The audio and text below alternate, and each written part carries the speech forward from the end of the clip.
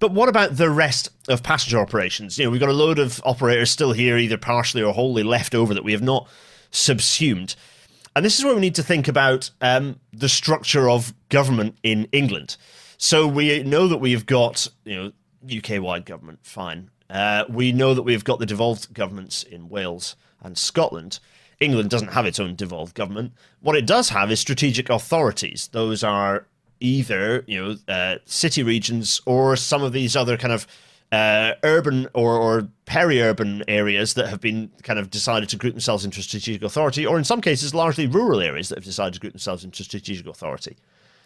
But what about those areas not within a strategic authority, or perhaps not within a strategic authority that's willing or capable to coordinate its own integrated services? In Ireland, public transport operations are integrated under the Irish National Transport Authority, and it operates bus and rail services under the integrated public-facing TfI brand, as seen modelled here on a bus stop, with Irish Rail and Irish Bus doing the actual service operation.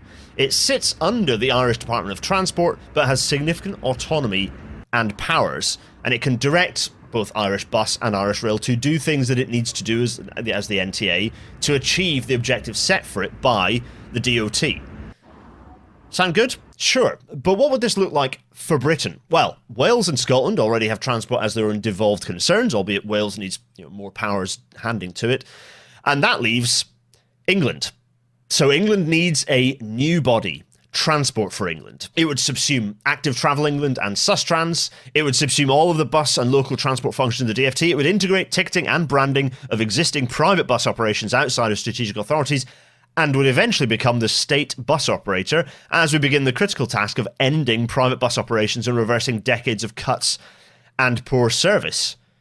And it would become the leader organisation for GBR, becoming a primary stakeholder in the new intercity organisation alongside Transport Scotland and Transport for Wales, but most expansively, becoming the integrated brand for all public transport across England outside of the major cities or strategic authorities with their own branding and identity. There'll be more on Transport for England in a future episode, but for now, what it gives us is a single regional operator for non-intercity rail operations, and trains would be branded as such. This is where the existing NR route structure off the main lines would then come in.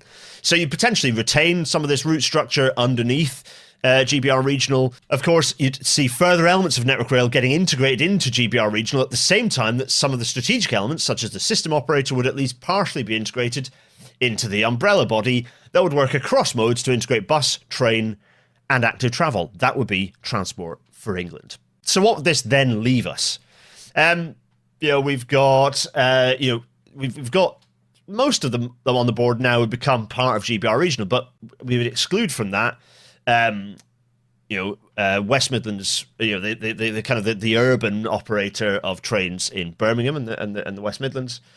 We would exclude Merseyrail from that as the urban operator for Liverpool City region. We would obviously be excluding the devolved operators. Heathrow Express, either by leaving it as it is and letting it die when it gets defeated by better and better TfL services, or by eating it with TfL. Heathrow Express isn't one we're going to worry about. Lumo, leave it as it is, or regulate it out of existence, not too important.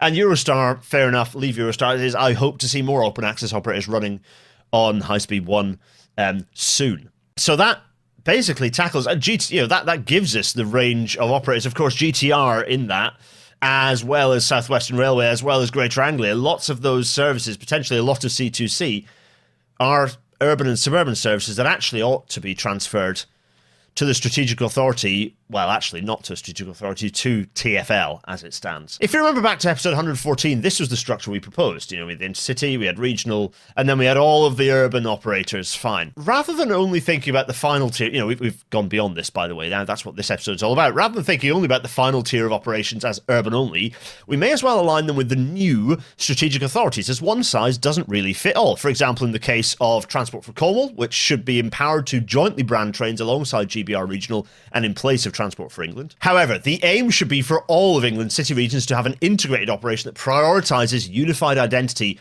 over the GBR brand. TfL is the exemplar here, really, with the overground and with all of its integrated modes.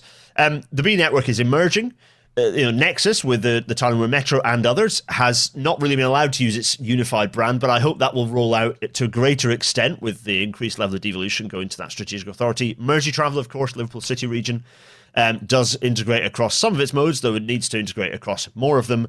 And West Midlands, I think, West Midlands Railway is part of the wider West Midlands transport system, and I think that works really bloody well. In fact, it's an exemplar, I would say, of what the stations should look like, because they don't need to even nod to the GBR identity other than having the double arrow at the totem of the station. People know the double arrow, they recognise the double arrow, but actually the station is part of the integrated West Midlands transport system run by Transport for the West Midlands. That is brilliant. It is a fantastic identity. It looks like it is being done less well for the emerging Weaver network. I accept that operations are going to be mixed at stations where you have regional services calling as well as the urban services, but the identity of the urban operator should not be so deprioritised.